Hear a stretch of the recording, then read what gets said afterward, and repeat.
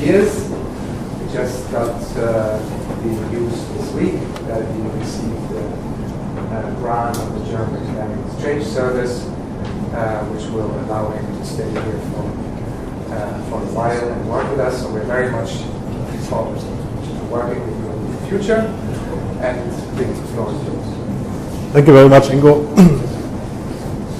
And it's really also my pleasure to be here. I'm very happy that I now have the opportunity to stay here for a longer time. It is really amazing and inspiring place. I'm very looking forward to this, to work here, make projects here for a longer time. So today I'm going to talk about chaotic synchronization. But before I do this, I think there are some persons who deserve some acknowledgements. I would like to briefly extend this introduction here. These are my colleagues from Darmstadt who are actively or passively still working in science. Thomas Stemmler, who is doing time series analysis in the University of Western Australia. Johannes Werner, working on geophysics, climate change. My PhD supervisor, Hartmut Benner, he's retired now. Hiroyuki Shirahama, he's a good friend and electrical engineer who worked with us together, and of course, Wolfram Just from Queen Mary University in London. Can you explain what you've been discussing on the blackboard? This is a homoclinic orbit, as you can see here. I see a wrong sign there. And the web of hyperchaos, I think.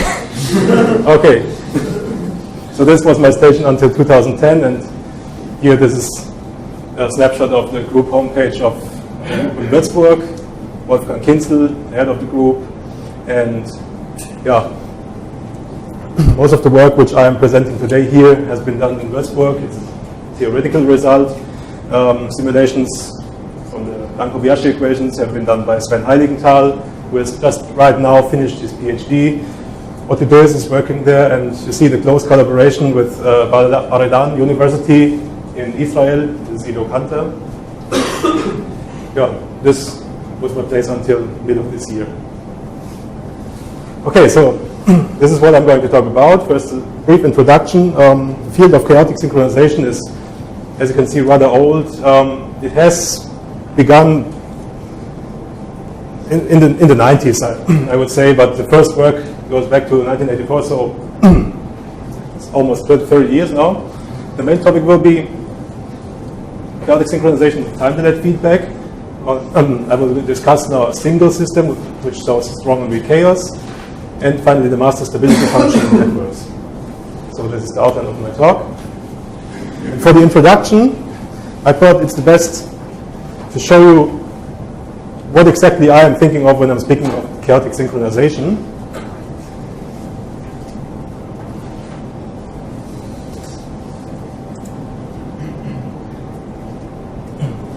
So these are two identical nonlinear systems. Some of you may recognize that these are projections of the trajectories of Rössler systems. In the moment they are uncoupled, but they can be coupled. Here this is one component of the one system against the corresponding component of the other system. And you see they are uncorrelated because, okay, there's no interaction between them. And the nature of chaos leads to this ergodic filling out of the phase space.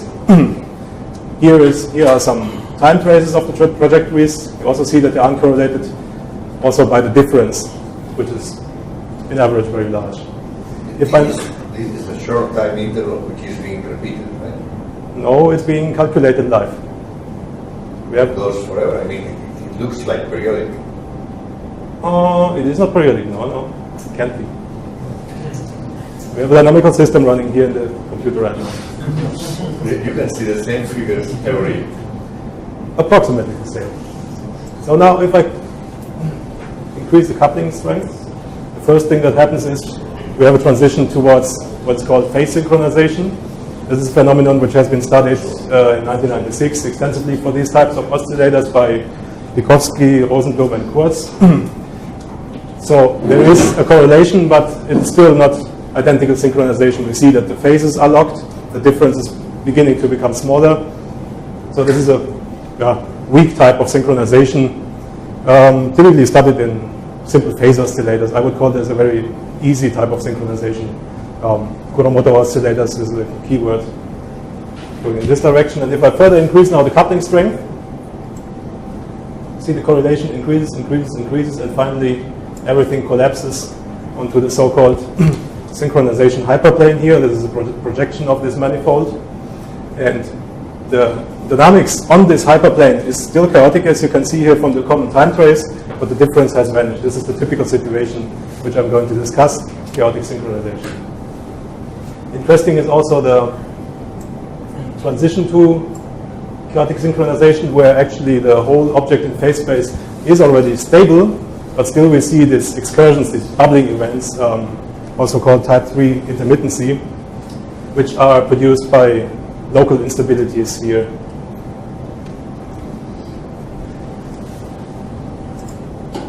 Okay, so what are now the right terms to describe quantitatively this chaotic synchronization? The right quantities are the Lyapunov exponents.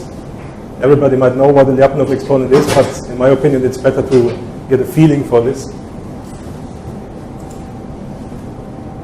Here again, for such a system, the Lyapunov exponent describes the exponential separation or convergence of trajectories. Here we have two trajectories close nearby to each other, and this is the logarithm of the difference between the trajectories as it involves. You can see that it separates exponentially. We have a positive Lyapunov exponent, as it is usual for chaotic dynamics. Now you can see here the so-called Lyapunov vector, which is the black bar pointing at the difference between these trajectories. It grows exponentially until the difference hits the size of the attractor, and then we have the backfolding process, the nonlinearity which comes into play. And now it's not called the Lyapunov vector anymore. This is a so-called Brad vector. This is not, in this area, this is not useful for the analysis for a complete chaotic synchronization, because what we are interested in is the local attraction or the local repulsion of a trajectory towards another. So we have to study this regime here, so we can also linearize the equations of motion with respect to a small perturbation.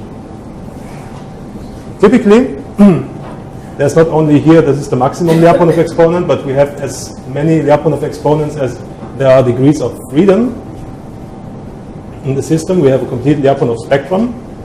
And for these simple systems, the Lyapunov spectrum typically looks like this here. This is actually the case which I have simulated. We have a system X and an identical system Y.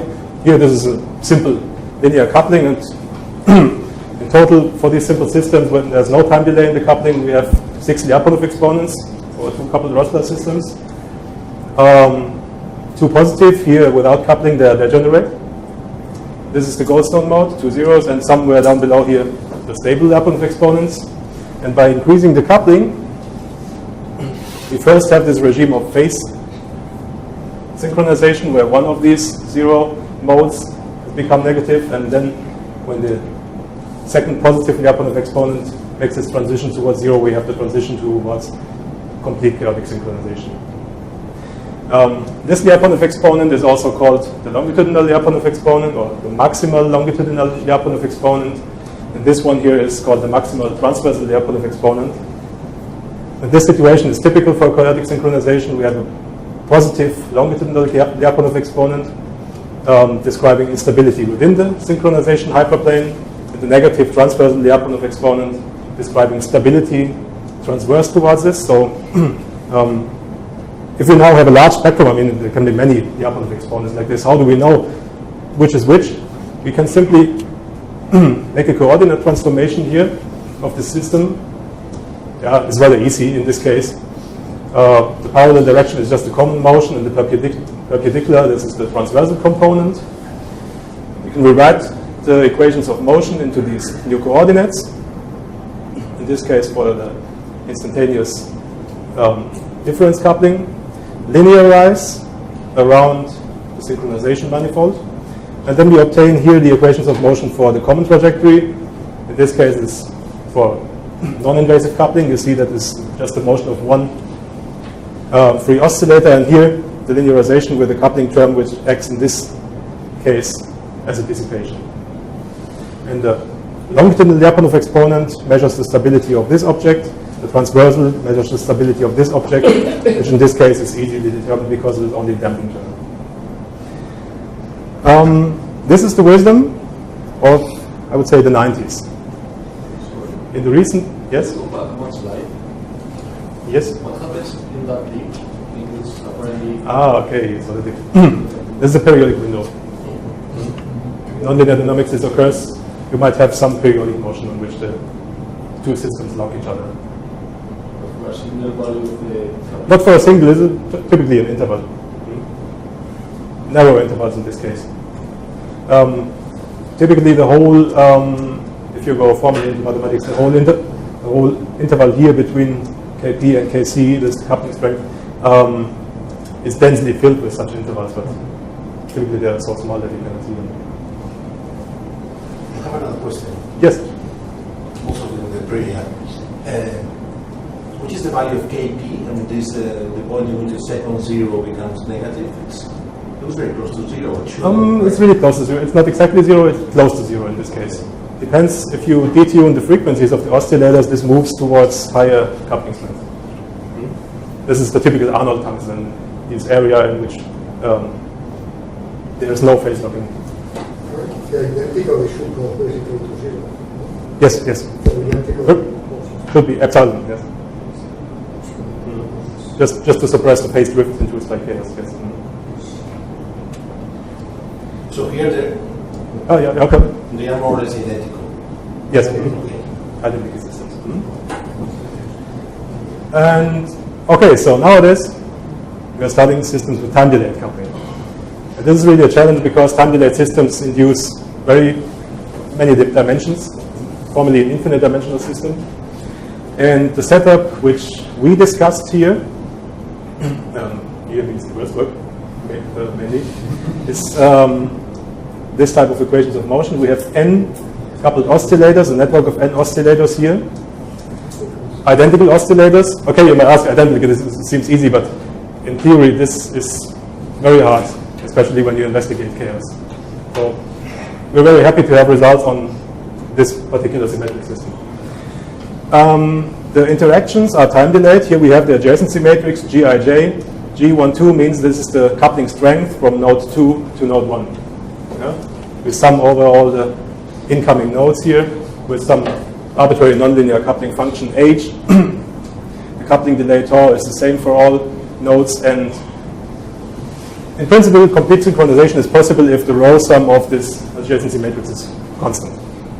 Otherwise, complete synchronization would not be the solution of this.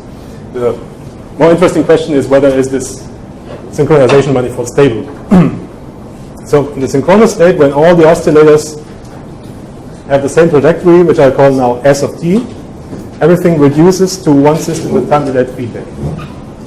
This is something very important, okay? On the synchronization manifold, everything reduces onto a single oscillator with time delayed feedback. So the logical procedure is first understand what does a single oscillator with time delayed feedback, and then try to use this knowledge to explain synchronization properties on the network. So this could be negative, or this condition that they have to work? Sorry? You go back. Yes? You have this condition for the couplings, coupling metrics. Yes. Could they be negative? Could also be negative, but everything else is compressed in 3-factor sigma. Some of the corrections could be negative. Only the sum has to add to one. Yes. But, no, we are only sure of the results if you keep all this positive. It's better to keep them positive. We are investigating long delays, and there it makes no difference whether it's positive or negative. It depends only on absolute value. Therefore, it's better to keep the couplings positive. You will see this later.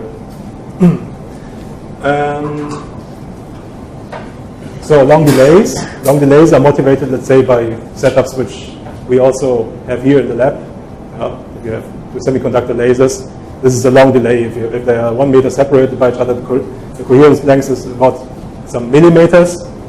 And the delay time induced by the light traveling is very much larger than this. So this is the situation which we are interested in here now. And yeah, well, the synchronized state, we characterize it by the maximal longitudinal Lyapunov exponent.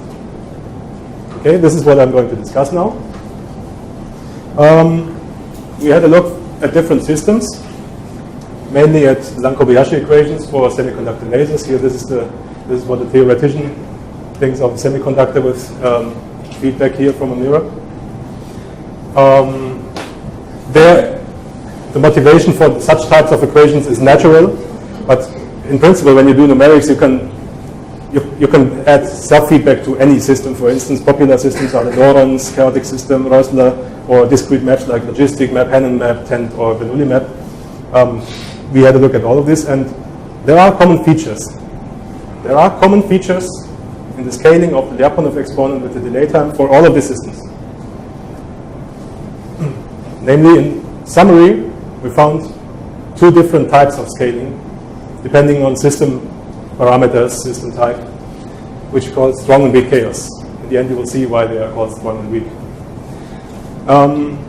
Please, I would like you to first ignore this Sub-Lyapunov exponent lambda naught here, and only focus on the maximal Lyapunov exponent of such a delay system, a system with time-delay feedback. Depending on which system we have, we can observe something like this. Here, the red curve is the Lyapunov exponent as a function of the delay time. When we change simply the delay time, we let it increase. And look how the Lyapunov exponent varies. For small delays, okay, there's a lot of trouble. There are phase effects, coherence effects. But then it smooths down and finally it saturates on some finite value. And this is what we call strong chaos, when the maximal Lyapunov exponent, by increasing the delay time here, saturates on a finite positive value. And it stays there up to tau going to infinity. The other behavior, which we call weak chaos, is when here, drawn in red, the maximal Lyapunov exponent converges towards 0. Okay? You can say, okay, it's also a constant, but there's one major difference. If you look at the product of the Lyapunov exponent times the delay time, meaning you look at the delay normalized Lyapunov exponent, meaning how much do two trajectories of one system separate within one delay cycle? This is this lambda times tau. Then you see that in weak chaos, this saturates on a constant value when you increase the delay time. And these are the two distinct behaviors which we can see. Strong chaos, where the maximal Lyapunov exponent goes to a constant, positive constant, and stays there. Weak chaos, where it decays towards 0, and it decays like 1 over the delay time, such that the product of lambda times tau goes to a constant. I mean, I guess this is general, but could one imagine a system in which it decays to 0 but is lower than 1 over tau? Yes. At the sun. I have the example afterwards. Okay. And okay, these two scaling behaviors can be explained or are related to an additional Lyapunov exponent. The maximal Lyapunov exponent lambda is for the whole delay system. But we can introduce artificially an exponent which measures only the properties of the node without the time delay line. You will see how this is performed explicitly. So we have this additional Lyapunov exponent. We discussed a lot about this. How should we call this? Auxiliary exponent, Sub-Lyapunov exponent, conditional exponent, basic, instantaneous. I call it Sub-Lyapunov exponent. Because it is describing a subsystem of the whole delay system. And now the message is simple. If the Sub-Lyapunov exponent lambda naught is larger than 0, we have strong chaos, and the maximal Lyapunov exponent converges towards this lambda 0. This is easy. If lambda 0 is negative, we have weak chaos, and lambda goes towards 0, and this constant is some subtle constant, which also depends on lambda 0. Okay, so how do we calculate this lambda 0? The Sub-Lyapunov exponent, in theory, it is easy. We have the equations of motion here for one system with time-delayed feedback. Linearizing them and calculating the linearization gives us lambda. Here is the average logarithmic growth of this linearization. And well, I don't want to go too deep into the mathematics behind what I'm doing now. It makes sense that we have proven that you can apply this procedure to any system, any nonlinear system. we simply have to omit here in the linearized equations the delay term and calculate this partial linear system. Yeah, this is another trajectory. Important is that here, the full trajectory of the delay system has to be inserted. Yeah, you omit the delay term only in the linearized equations. And then, by the evolution of this system, we get this auxiliary exponent lambda naught.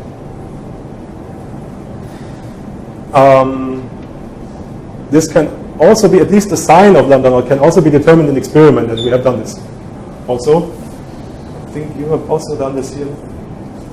Not really sure. Is it set up? No, okay. So we can measure, for instance, for this system here, which has time-delayed feedback loop, the auxiliary exponent, if we simply make the so-called Barbanel test for, typically it is for generalized synchronization, but in this case, this is a Barbanel test for strong or weak chaos. Because if you now attach some unit here, y, a system which is identical to this one and receives the same input signal as x, if you now calculate what are the equations of motion for the difference between x and y in this particular setup, you will see that close to the synchronization hyperplane, exactly the delay term drops, and the difference is determined by these equations here. And therefore, when x and y synchronize in this setup, lambda naught is smaller 0, and we know that this unit here is in weak chaos. If they do not synchronize, it's a sign that we have strong chaos in this unit here. Okay, so I think you know everything that you need to know about what's going on within the synchronization manifold. Now, the question is, can we use this knowledge, as this is here, for instance, as an example, the picture which Pecora and Carroll published in 1997. They did a lot of work about this here, the synchronization hyperplane for, I don't know, to couple Lorentz systems or Chua systems, I'm not sure. My question is now, in our setup with a network of units with time-delayed couplings, can we use the knowledge of what's going on inside here, the synchronization hyperplane, to predict somehow the stability of the synchronization hyperplane? Yeah? Use the knowledge of strong and weak chaos in this sense to predict the stability of the transverse directions. And my talk would be finished now if we could not, but we can. And now, the experimentalists may have a break, but yeah, we have to go through this master stability formalism. Okay, what can we do? We have the equations of motion here, n systems, each m component vector, describing the state of each system. It's the same equations of motion which we just had. The synchronous state is this here, S. And now we are investigating the vicinity of the synchronization manifold, meaning that we describe each node only as a small perturbation delta xi from the synchronization manifold. Okay? Each node is only infinitesimally apart from the synchronization manifold. And then we linearize these equations of motion around the synchronization manifold here using this small perturbation. We obtain this here. Very nice expression. These are n coupled vector-like linear differential equations. So what can we do about this? Well, if we have a closer look here, we have in each of these equations, for each I, we have here the same drive, the same instantaneous drive. So in the huge space, you can imagine this like a block diagonal matrix. This is diagonal, this first term here. This is no problem. We can make linear combinations of all these nodes and do not affect this here. So we can decouple, in the end, these n equations by linearizing in terms of the adjacency matrix. Yeah? This will not be affected, but this here will become a diagonal matrix, and we have n decoupled equations. So what we're doing is we decouple the equations, the linearized equations of motion, by decomposition into network eigenmodes.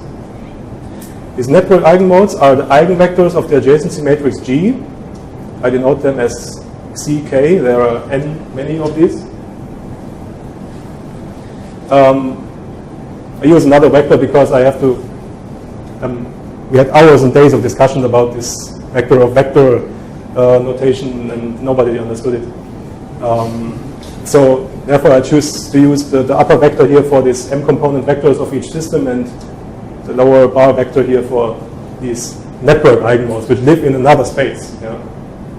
They're not in the same space as the state vector of each unit.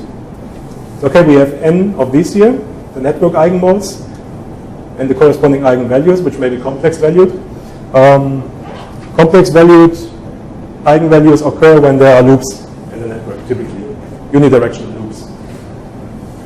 If we have bidirectional connections with equal strength, typically like in quantum mechanics, okay, symmetric matrix has real eigenvalues, but they may be, in general, complex valued.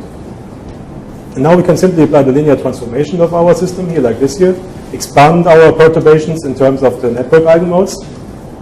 You obtain now equations which are decoupled. Yeah? N equations, the kth mode here depends only on itself. It's just the same as the linearization of the synchronization manifold, except for one thing, namely the prefactor here. Only this prefactor occurs. This is the only difference from the linearization of the synchronization manifold.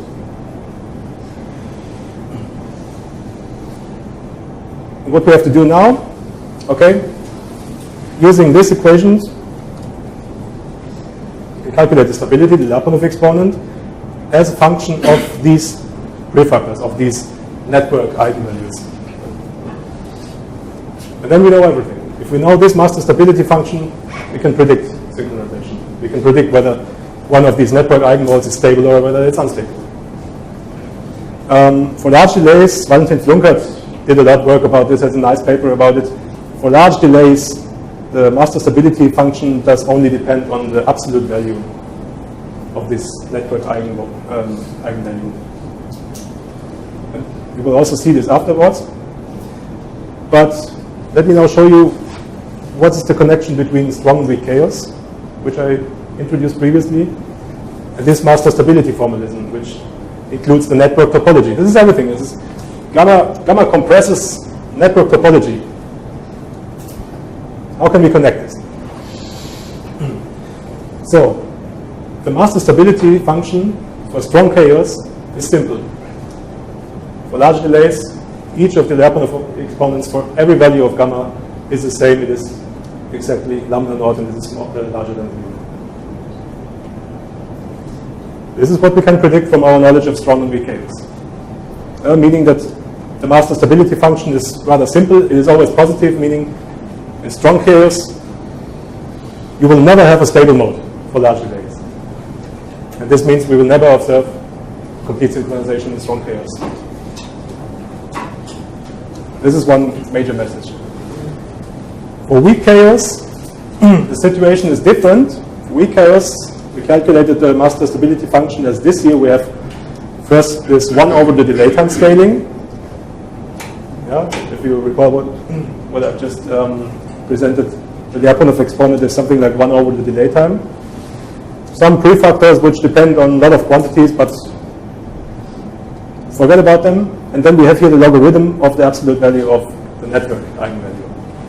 This is our master stability function, and using this type of function, this logarithmic dependence, we find that the mode Ck is stable if the absolute value of the eigenvalues are smaller than here, this exponential, including the longitudinal Lyapunov exponent. The longitudinal Lyapunov exponent is a quantity from within the synchronization hyperplane, and these here are quantities describing the network. This is a very important formula. We're very proud of this. Our golden formula, so to say. Let me explain this a little bit more. For instance, if we are in weak chaos and the chaos is very, very weak, meaning that the separation within the one delay cycle is so small that the Lyapunov exponent is almost 0. It's almost laminar periodic behavior.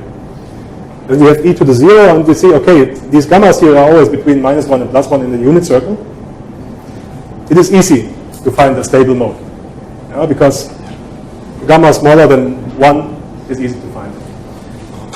If we are, for instance, very close to the transition, the strong chaos, the tendency of two nearby trajectories to diverge is strong, rather strong, and the product of lambda times tau is very large, meaning that we have e to the minus very large number, very close to 0. And then we have to find an absolute value of some eigenvalue very close to 0, so this means it's difficult to synchronize. This is the interpretation of this formula. And finally, to find complete synchronization, all n-1 transversal modes have to be stable, according to this formula. This is nice analytics. Let us see first examples here for some network motifs that you can a little bit more deeply understand. This here is a simple mutual delay coupling setup. And one can calculate the network eigenmodes. C1 is the longitudinal mode here, just as the common motion of those two. C2, just as you have seen in my initial example, is the difference between those two here. Gamma 1 is always 1. This is a property of the adjacency matrix which we put in a priori. Gamma 1 is always plus 1 and determines lambda parallel. And if this is positive, we have chaos.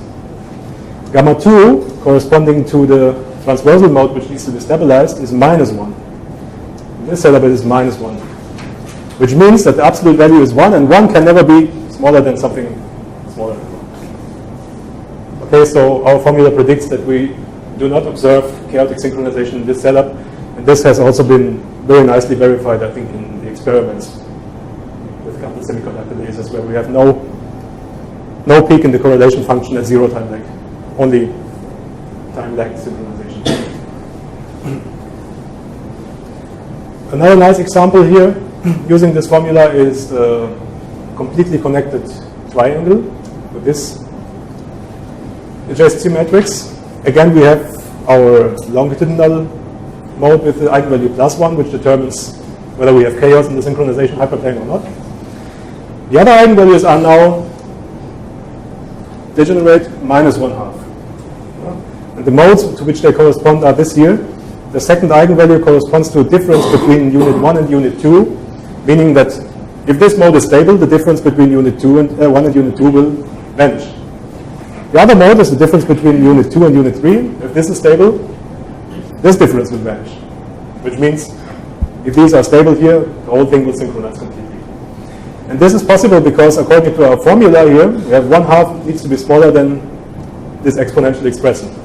And this is possible, as you will see later.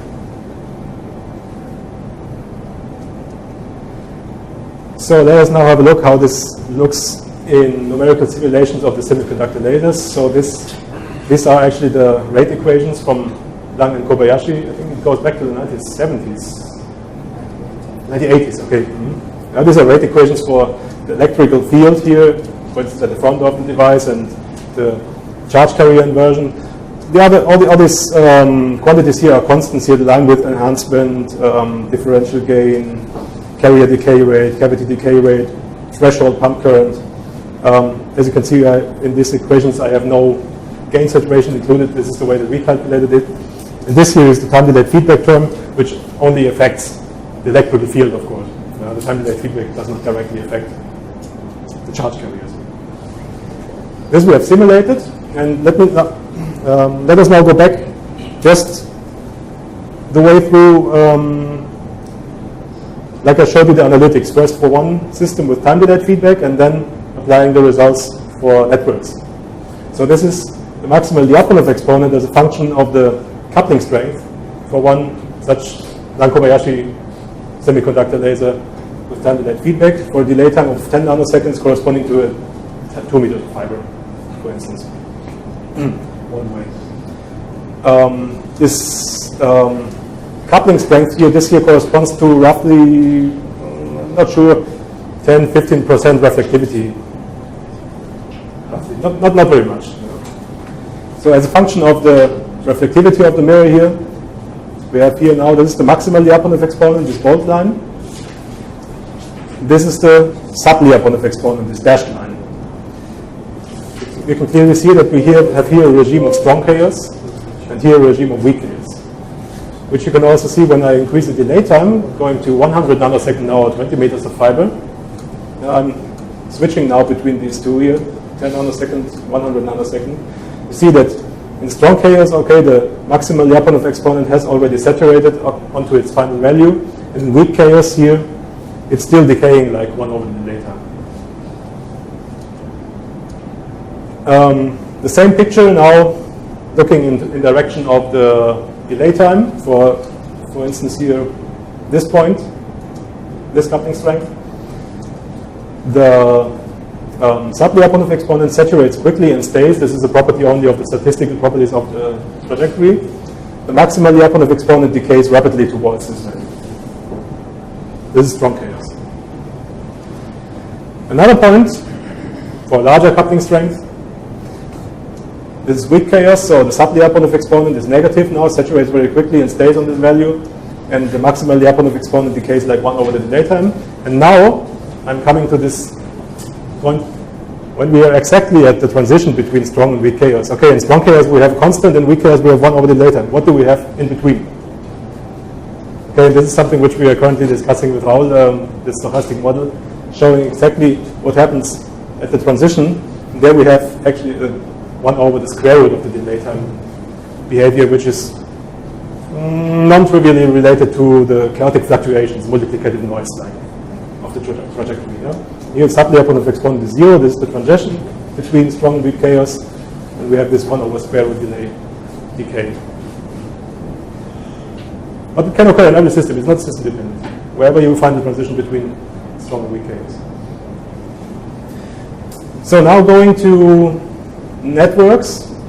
We've also calculated the master stability function for Lang-Kobayashi systems. Here, the master stability function not only depending on gamma, but also for different feedback strengths. The only thing that we're interested in, whether it is positive, whether some mode is unstable. Positive here, this is the red region, or some mode is stable here in the blue region. And now we can use this here to predict when will a laser in a certain network synchronize. So these here are correlation functions, zero lag correlations for Lang-Kobayashi systems in different network motifs. Let us start with the bidirectionally coupled pair. Yeah? A simple pair of units without self-feedback, only mutual time-delayed coupling. The pair had a transversal eigenvalue of -1. And if you remember right, -1 means the absolute value is 1, and this cannot synchronize. The prediction is that it cannot synchronize. Okay, this here is an exception, that there's something nasty going on. But the low correlations indicate that, okay, actually the prediction is right. We do not have complete synchronization in this simple mutual coupling feedback. This corresponds also to what we can see from the master stability function. Eigenvalue -1, okay, here is always unstable for every coupling strength. And this is leading to low correlations. Another example, I presented you the triangle, and the triangle had network eigenvalue of -1/2. -1/2, let us look what happens -1/2. Okay, this is symmetric, is also consequent of the large delay. -1/2 has a transition from unstable to stable here at about 60-70 per nanosecond.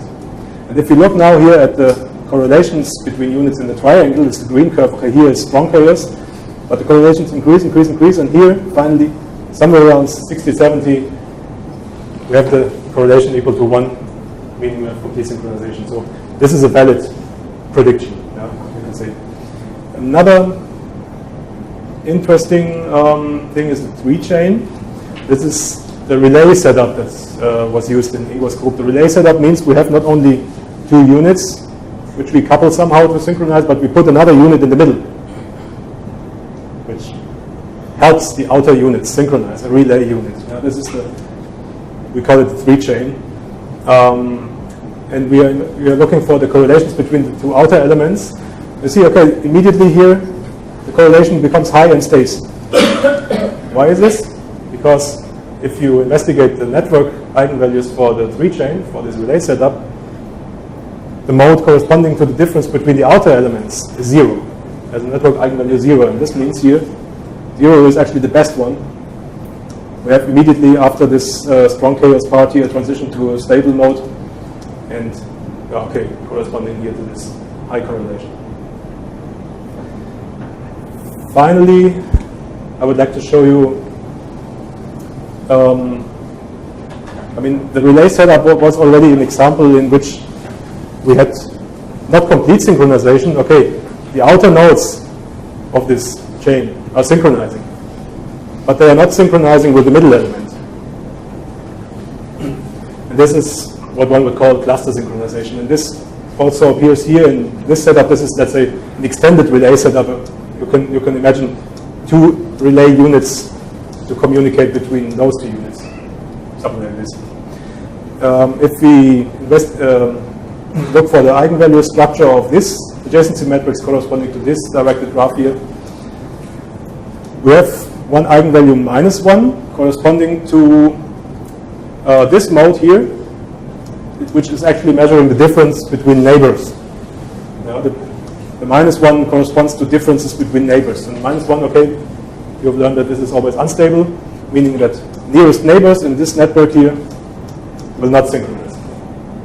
But we have, due to the eigenvalue structure here, the other two degenerate eigenvalues 0, corresponding to differences between here these counterpart elements, meaning they will decay. And each of these two will synchronize, and these two will synchronize. And we see a two-cluster synchronized state. Now, this is what we can predict, and we also see this in numerical simulations. I don't know, experiments have not been performed on this. Could be in the future. Yeah, and I think that's all. Muchas gracias for su atención.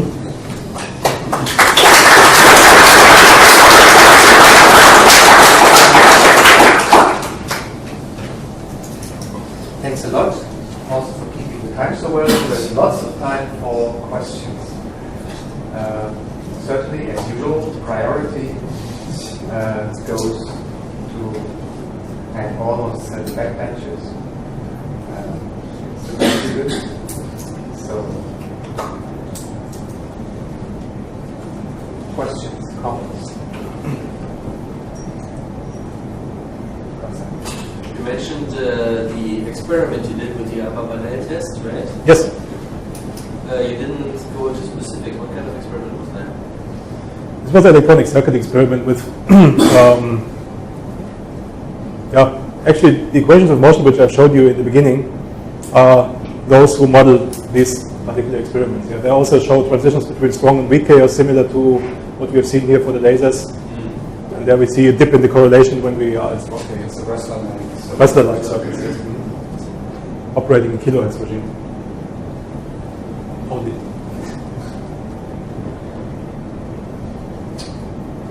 Yes, sir. At the beginning of the talk, when you were describing the general system of the coupled units, Yes.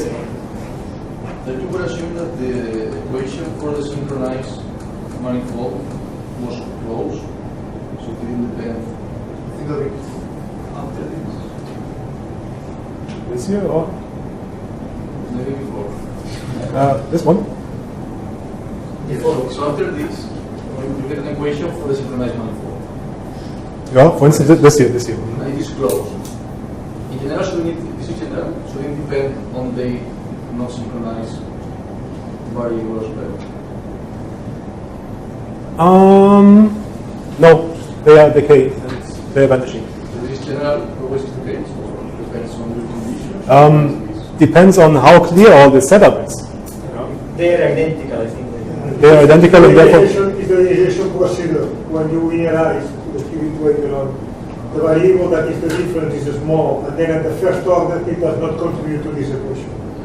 Yes. Now you did it later in there. You mean something like this here? You see that the variable b is small, and the first order does not contribute to the equation for s. You see it.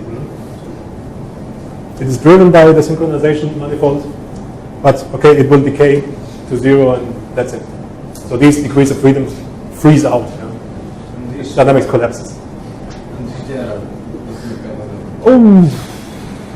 If the modes are stable, yes. But we have problems when we are going to heterogeneous networks. Yeah. There will still be something remaining, some difference. We get a lot of trouble if we are leaving this symmetric setup.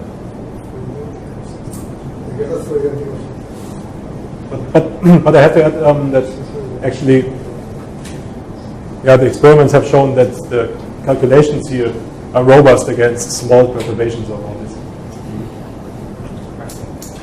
From these general formulas, can you say anything at least qualitative? You are dealing with a large network, some topological properties.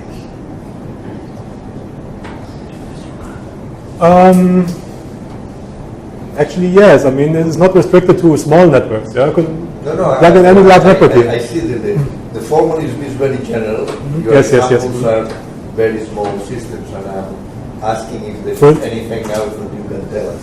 For instance, we had investigations about the loop structure of the network. For instance, if we have a unidirectional square, which is a loop 4, this cannot synchronize because it has eigenvalues magnitude 1. That's still very small. We have no time to draw you. Well, take your time. And this network motif here has also eigenvalues of 1. Will not show a complete synchronization. But if you plug them together, these network motifs,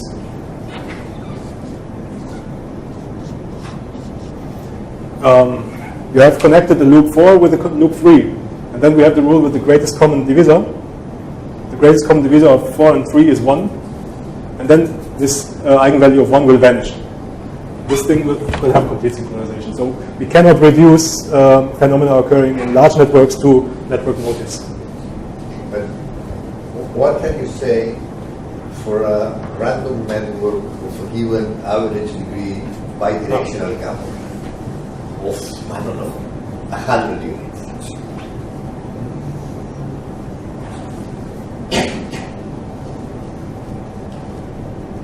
I'm not sure what the eigenvalue structure is. Random coupling. Your adjacency matrix Jij is a random matrix. According to your figure again about synchronizability of different configurations, can you make differences between random networks, scale-free? Random lattice theory. At least I don't know the properties now. No, but I think that you present very general formulas, but the examples so far are You simply have to calculate the eigenvalue spectrum of your connectivity matrix, and then you have it. Yeah. You just There are no interdependencies between the eigenvalues. So you can look at each separate. Yeah? And if you have a distribution of eigenvalues, okay, you have a cutoff then. Yeah, so according to the formula. Is that probably the answer to my question is simple? Yeah, you will have cluster synchronization. Probably you will have cluster synchronization, but I don't know which types of networks are favored for this. Which type of networks will show more synchronization clusters and which types of networks will show less. This I don't know. I thought you needed the condition that the sum of inputs were constant. It is not right in this example, in this 4 plus 3. But that is mechanics. You will have to change the strength of the couplings to do this count. Okay. Oh yeah. Further questions on this one? Maybe one question from my side. How far is it related to the concept of inconsistency and strong chaos equivalent? Or other differences? Sorry, once again? Whether, so consistency, the concept is known, so the concept of inconsistency and strong chaos, that if you drive a system twice with the same input, that you get the same one, not the same results. And how far are those similar concepts, or how far are they? In this sense, I would simply say the difference between strong chaos and weak chaos is weak chaos, the node Is consistent? is consistent, yes. The node, only the node. Yeah. That means it simply is a function of what is coming in there, whatever is coming in from its only data. So to say, it synchronizes in a generalized way to its time-delayed feedback. This is weak chaos. In strong chaos, the node does something autonomously. It reacts somehow to the time delay input, but it's not functioning. So should the terminology be kept separately or be unified? My vote is to unify it.